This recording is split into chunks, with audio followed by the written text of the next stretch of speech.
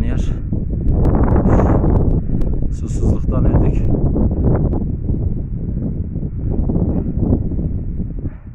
Su aramaya çıktık. Bulamadık suyumuzu da. Buranın su nerede var?